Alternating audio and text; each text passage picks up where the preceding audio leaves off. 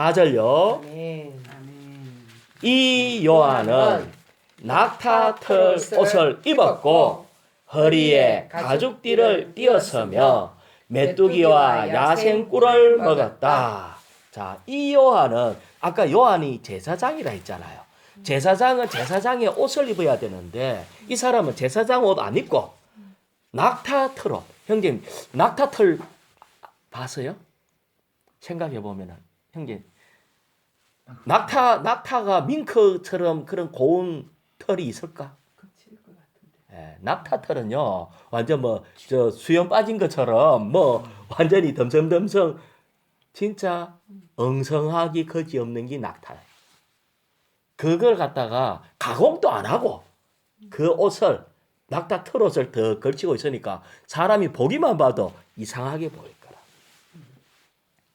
아, 그 다음에 여기에 가죽띠를 띄었으며 이 가죽이라는 것은 이렇게 허리띠잖아요. 허리띠를 띠는데 가죽으로 했으니까 아주 단단해요. 그래서 우리는 항상 허리띠를 얘기할 때마다 진리의 허리띠를 얘기해요. 그래서 어떤 면에서는 여기에 문화하고 관계가 없이 야만적이고 미개하며 종교적인 규정에 따른 것이 아니다. 지금 보통 보면은 요새 그 천주교의 사제들이라든지 이런 거 보면은 항상 옷만 보면은 아이고 신부님이네, 교황님이네 바로 알 수 있도록 규정된 옷을 입고 있어요. 예, 요새 그래서 많은 때 이제 목사님들도 요런 흉내 내 갖고 옷이 거룩해 보이는 하얀 뭐 두루마기도 아니고 뭐 이래 갖고 탁 폼 잡는. 그런데 그래가 얘기를 하면은 아이고 형님 멋진 옷을 탁 입고 말을 하면 사람이 그래도 있어 보이고 막 들을 만한 게 있어 보이는데 이 약타털 옷 이거 완전 야만적인 옷을 입고 있잖아요. 이래 갖고 말도 억수로 거치라. 회개하라.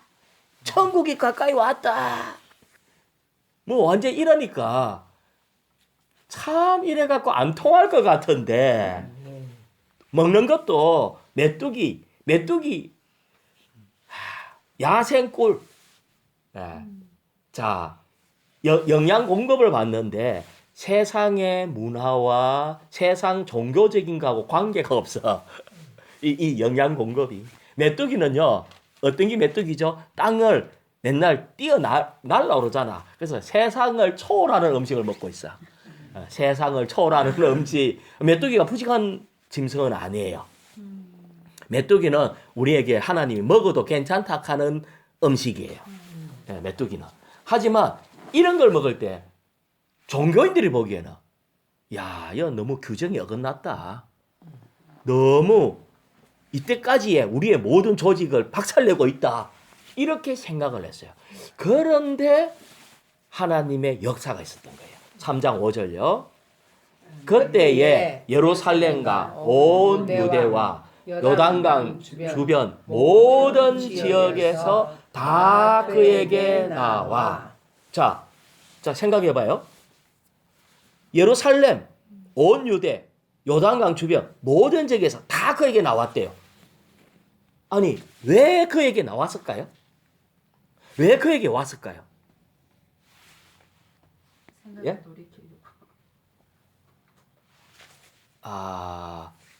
이 작은 말인데 이스라엘 백성은 지금 누구를 기다리고 있죠? 메시아가 오면 천국이 이루어질 거라고 믿고 있어요. 그런데 이 사람이 외친 말이 뭐였어요? 회개하십시오. 천국이 가까이 왔습니다.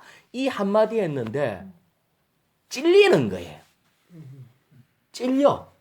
내가 이때까지 천국에 합당치 않게 살았다는 게 느껴져요.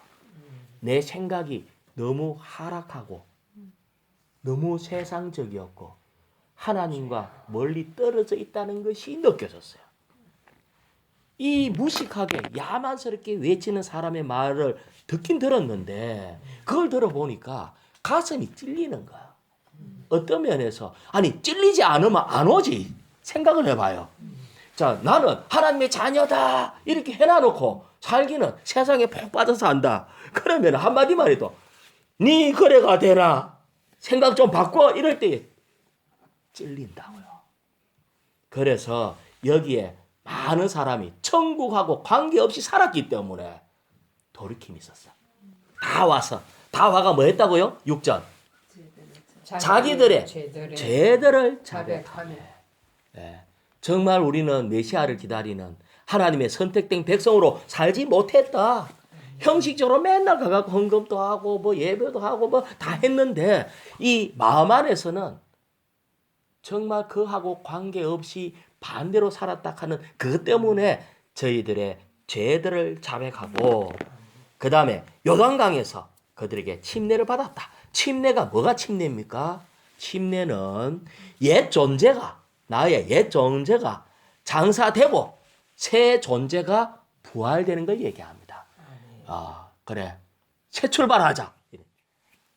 이때까지 내가 잘못 살았다. 나는 이제 새 출발하겠다. 이때까지 다 끝내고 다시 한번 주님 앞에 살아보겠다. 이런 마음을 갖고 이제 살았다는 거예요. 그래서 침례를 받았어요. 그래서 침례는 사람들을 좋은 땅이고 실제이신 그리스도 안으로 인도합니다. 사실은 우리는 많은 일 하는 문제가 아니라 우리 마음이 바뀌는 게 복음이에요. 아멘. 우리 마음이 바뀌어야 돼. 내 이제 이렇게 살아야 안 되는데 이거를 누가 건드렸을 때 아멘. 나 이제 끝냅니다. 다시 새롭게 살겠습니다.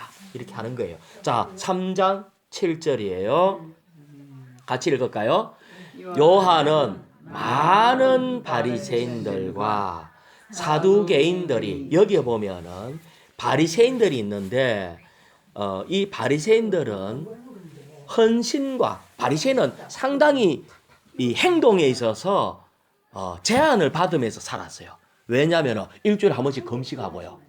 예? 일주일에 한 번씩 금식하고 11조도 꼬박꼬박 내고요. 성경도 달달 외우고 이 생활 자체가 헌신적인 생활을 한 거예요.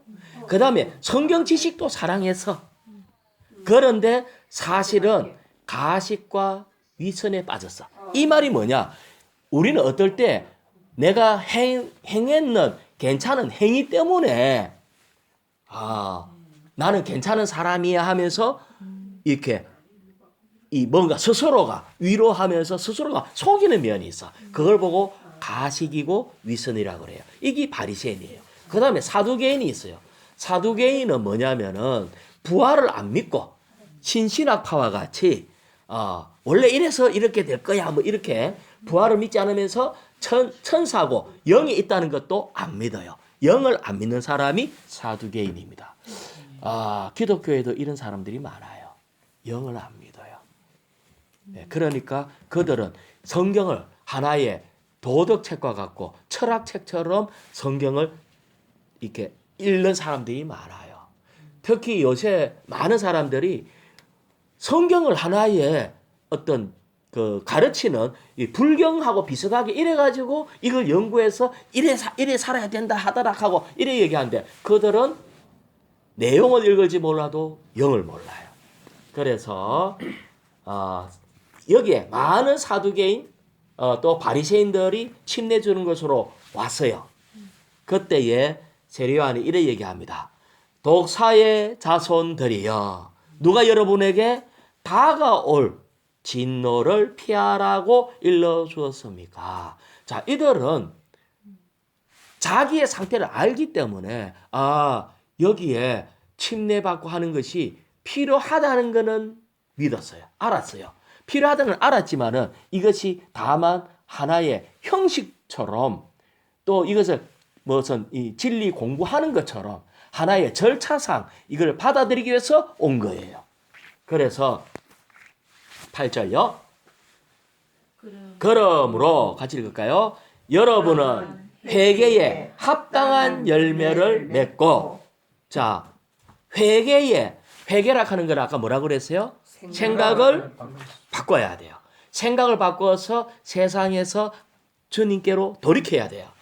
그러면 회개에 합당한 열매를 맺으라는 말이 무슨 말일까요? 회개에 합당한 열매를 맺어라.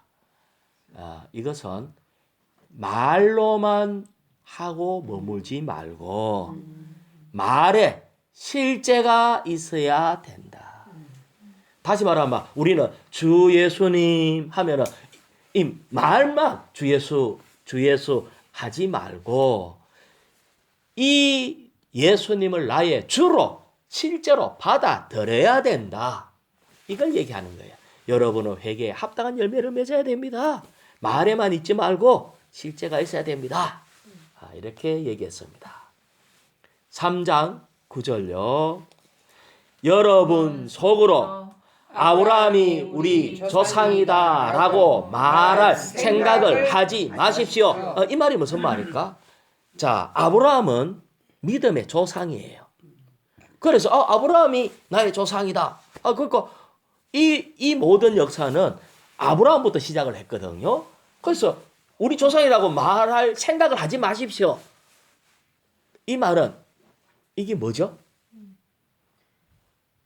당연히 나는 아브라함의 자손이니까 믿음의 조상 아브라함도 있고 그래서 나는 구원받겠지. 나는 당연히 구원받을 자격이 있다고 생각하지 마십시오. 육신의 연결은 이것이 우리는 육신의 연결뿐 아니라 우리에게도 하는 말이에요. 나 주님 믿어서니까 당연히 구원받을 자격이 있겠지라고 생각하지 말라는 거예요. 자, 그 다음에 계속 읽어볼게요. 내가 여러분에게 말합니다. 하나님은 이 돌들에 이 돌이 누구냐면 이방인을 얘기합니다. 생명이 없는 돌, 이 이방인이라고. 돌들에서도 뭐라고요? 아브라함의 자손들을 일으키실 수가 있습니다. 하나님은 아브라함 자손이라고 다가 구원받는 게 아니다. 아닐 수 있다. 니 당연히 구원받을까 생각하지 마라. 뿐만 아니라 아무 관계없는 돌도 아브라함 자손으로 일으킬 수가 있다. 이 말이 뭐냐? 천국이 육체로 난 아브라함의 자손들로 구성되지 않고 그렇잖아요. 천국은 아브라함의 자손, 그러면 이스라엘이 전부 천국에 다 들어가야 안 되겠어요? 그런데 그렇게 구성되지 않았어. 그럼 어떻게? 믿음으로 난 아브라함의 자손들로 구성된다는 걸 얘기하는 거예요. 아멘. 왜? 우리는 돌이거든. 아멘. 형제, 우리가 돌이래요. 옛날에 이스라엘 사람들이 볼 때 우리는 더러운 개와 같고 우리는 아무 인격도 없는 돌과 같은 존재래요. 하지만 하나님은 이것을 이루었어요. 그래서 우리가 주님을 영접함으로 우리가 돌이 하나님의 자녀가 되었어요. 자, 3장 10절. 도끼가 이미 나무 뿌리에 놓여서니 좋은 열매를 맺지 않는 나무마다 찍혀 불 속에 던져질 것입니다. 자, 도끼가 이미 나무 뿌리에 놓였대요. 자, 도끼가 나무 뿌리에 놓인 걸 왜 나무 뿌리에 놓았을까요? 그렇지. 뿌리를 찍으면 죽어요. 그러면 이것은 뭐죠? 심판이 시작되었다. 예. 도끼가 나무 뿌리에 있다는 것은 심판이 시작되었다. 예. 장래에 심판이 오는 게 아니고 지금 심판이 시작되었다. 우리는 이걸 받아들여야 돼요. 물론 장래에 우리 주님이 이 땅에 와가지고 심판하실 거예요. 하지만 심판은 지금부터다. 돌이 나무 뿌리에 놓였기 때문에. 그러면 좋은 열매 맺지 않는 나무마다 찍혀 불 속에 던져질 것입니다. 이것은 좋은 열매 맺지 않는 나무. 그러면 좋은 열매가 아니면 나쁜 열매는 맺을 수 있잖아. 그죠? 질이 나쁜 거라든지. 나무마다 찍혀 불 속에 던져질 것입니다. 이건 뭐냐? 하나님께서 연락하실 수 있는 분별된 신성한 성품으로 변화되어야 된다.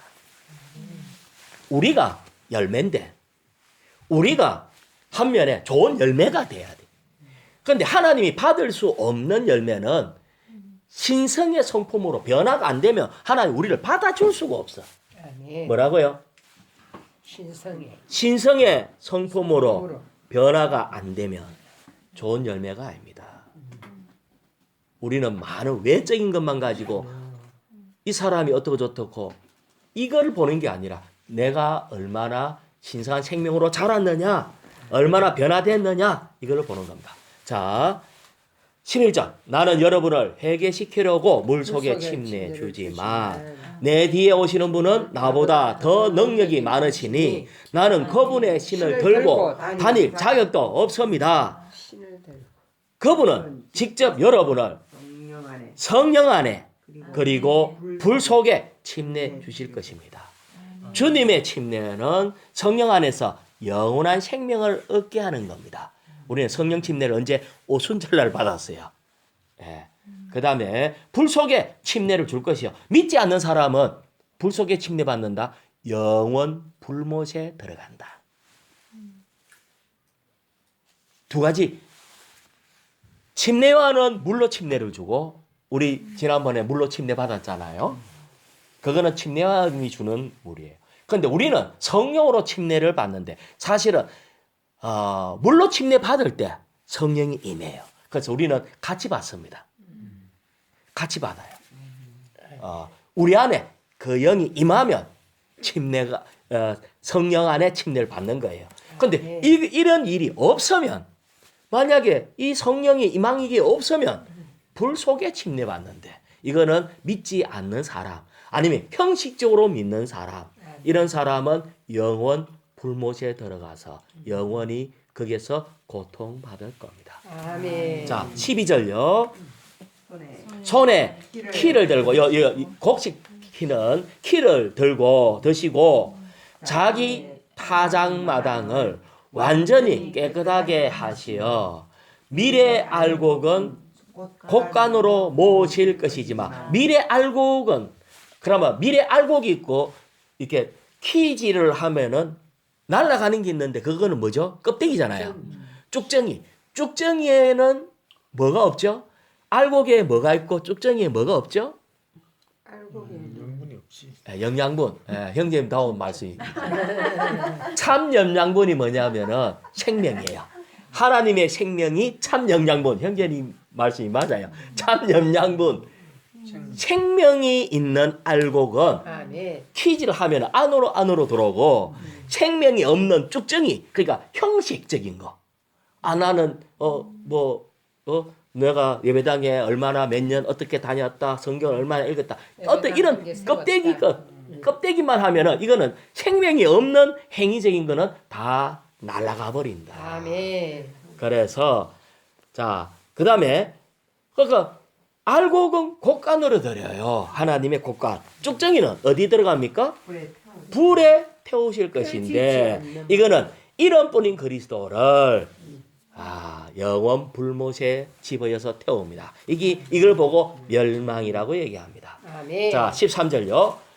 그때에 예수님께서 요한에게 침례를 받으시려고 갈릴리에서 요단강으로 오시자. 자, 여기에 예수님 침례를 받는 이유가 뭐죠? 침례는 이때까지 천년적인 우리 옛사람 끝내고 하나님의 생명으로 다시 살아나는 부활을 얘기하는데 예수님은 죄가 없잖아.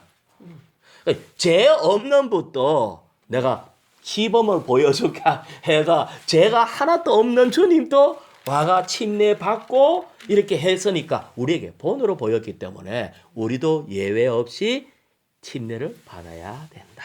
아멘. 자, 그래 하니까 이제 14절요. 제가 부터 읽어볼게요. 요한이 말리며 내가 주님께 침례를 받아야 하는데 주님께서 나에게 오십니까? 라고 하니 자기는 여전히 자기가 죄인이잖아요. 사람이니까. 내가 받아야 되는데 왜 주님 받을 필요 없는 주님 내게 오십니까? 했어요. 15절. 예수님께서 이제 허락하십시오. 아멘. 우리가 이와 같이 하여 모든 의를 이루는 것이 합당합니다. 자. 라고 하시자. 여기에 모든 의를 이룬다는 말이 뭐냐면은 하나님께서 정하신 방법에 따라 생활하고 행하고 일함으로 올바르게 되는 것. 하나님은 하나의 모든 것에 원칙이 있고 법이 있어요. 그래서 모든 의를 이루는 것이 합당합니다. 이렇게 해야 됩니다. 라고 하다 요한이 허락하였다. 아멘. 자, 그 다음에 16절. 예수님께서 예수님께서 침례를 받으시고 즉시 물에서 올라오셨다. 보아라, 하늘이 그분께 열렸고 그분은 하나님의 영께서 비둘기 같이 자기 위에 내려오시는 것을 보셨다. 보셨다. 자, 요한이 이걸 봤어요. 예수님이 침례받고 올라오니까 하늘에서 하나님의 영이 비둘기 같이 딱 내려오는 걸 봤어요. 아멘. 자, 17절. 보아라, 보아라. 하늘에서 음성이 들려왔다. 그는 나의 사랑하는 아들이요 나를 기쁘게 하는 아들이다. 하늘에서 음성까지 들려서 아까 그러니까 보고 들었죠.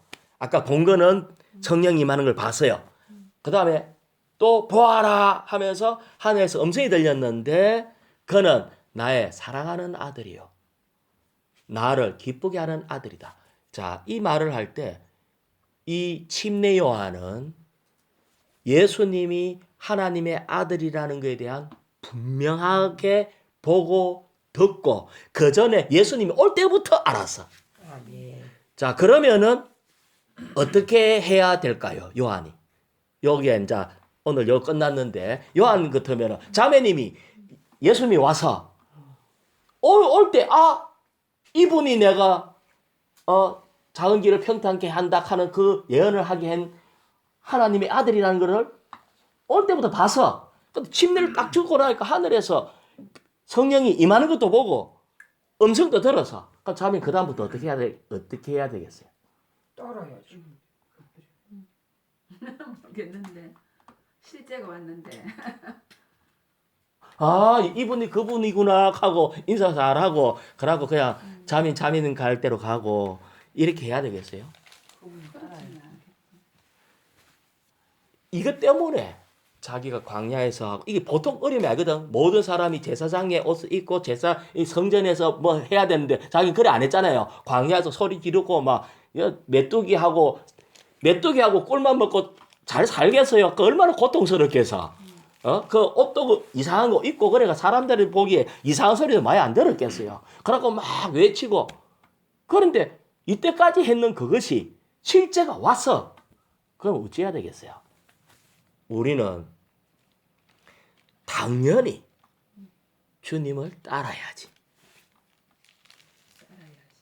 당연히 이 믿음을 주관적으로 붙잡아야지. 그런데 요한은 그리하지 않았다는 거예요.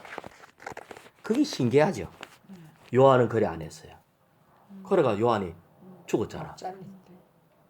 이거는 다음에 합시다.